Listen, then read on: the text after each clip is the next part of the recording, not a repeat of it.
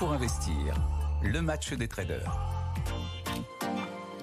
Nos traders pour faire le point sur écoutez, cette bourse française qui finalement est plutôt en forme. Bonjour Mathieu Serron. Bonjour Lorraine, bonjour à tous. Mathieu, fondateur de Galileo Trading. Votre regard sur la journée, qu'est-ce qu'on fait en bourse aujourd'hui? Quel niveau on surveille? Qu'est-ce qu'on fait? On essaye d'acheter tant bien que mal, dans la mesure où la dynamique est très haussière depuis quelques heures. Et Obélix, dans ses aventures, dit généralement quand l'appétit va, tout va. Sur le CAC 40, c'est quand le luxe va, tout va.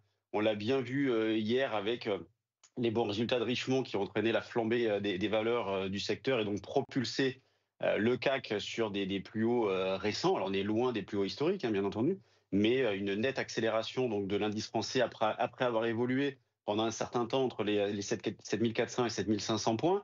Pour rappel, le secteur du luxe, alors tout dépend si on y intègre L'Oréal ou pas, mais le secteur du luxe, donc là j'y intègre L'Oréal, représente environ 20% de l'indice, 10% pour LVMH, environ 4,5% pour L'Oréal et Hermès, et puis Kering qui ne pèse plus que 1% suite à sa forte baisse donc des derniers mois.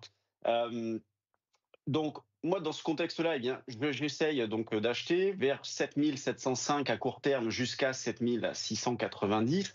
Les objectifs que je m'étais fixés, certains ont déjà été atteints. Il y en avait notamment un dans la zone autour des 7720. Le suivant se situe vers les 7780-90.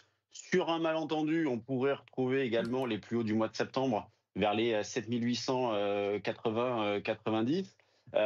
Pensez aussi qu'aujourd'hui c'est l'échéance. Alors c'est pas non plus une échéance très importante dans la mesure où elle ne concerne que le CAC 40, mais à 16h, nous aurons l'expiration des contrats futurs CAC 40. Alors pour ceux qui interviennent sur les futurs, il y a environ 23 points d'écart entre les deux contrats. Donc février étant 23 points au-dessus du contrat futur janvier. Pour en revenir aux valeurs du luxe, on va surveiller donc les résultats aussi à venir. Donc LVMH le 28 janvier, Kering le 11 février, Hermès le 14 février. Il va falloir confirmer tout ça également. Donc, et puis en catalyseur, nous allons avoir dans 5 minutes les chiffres de l'inflation dans la zone euro. Oui, on suivra ça dans les prochaines minutes dans Tout pour investir. Merci beaucoup Mathieu. Benoît Fernandez-Riou est également avec nous. Vous êtes notre spécialiste devises et taux. Qu'est-ce que vous regardez ce matin et comment vous pouvez compléter le topo de Mathieu? Oui, Mathieu l'a dit, on va regarder dans 5 minutes les CPI européens, donc l'inflation européenne.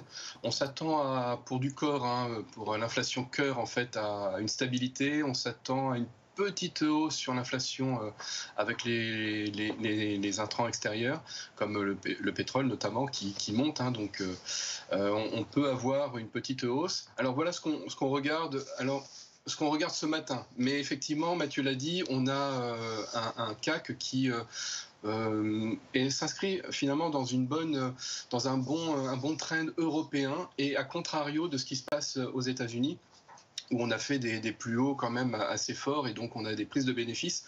Là, on a plutôt un effet rattrapage du retard finalement sur la zone européenne, et notamment avec notre CAC, qui a été poussé effectivement, Mathieu l'a dit hier, par une belle progression des valeurs du luxe. Et là, ce matin, on commence à avoir, au moment où on parle, quelques valeurs, notamment Kering et LVMH, le poids lourd, qui sont repassés dans le rouge. Donc on a des prises de bénéfices après ces belles hausses d'hier notamment, avec un gap haussier hier qui n'a pas été comblé, un gap haussier ce matin qui n'est toujours pas comblé, et on surveillera les niveaux. Alors 7700 évidemment, le chiffre rond qu'on va tenter de travailler dans les minutes à venir, là, parce qu'on est à 7703. On a 7723, le niveau supérieur qu'il faudra dépasser pour aller bien plus haut. Et on a, alors en objectif, pas forcément intraday, mais pour potentiellement la semaine prochaine, 7804, qui est le point haut du 27 septembre 2024. Voilà, et tout ça est invalidé, évidemment, si on passe sous les 7675, donc à ne pas dépasser par le bas les 7675. Merci beaucoup Benoît, merci beaucoup Mathieu. On vous retrouve en podcast et en replay pour ce match des traders quotidiens dans Tout pour investir. Je vous souhaite un très bon week-end et on se retrouve lundi. Après, j'espère avoir été encore un petit peu conforté par les valeurs du luxe.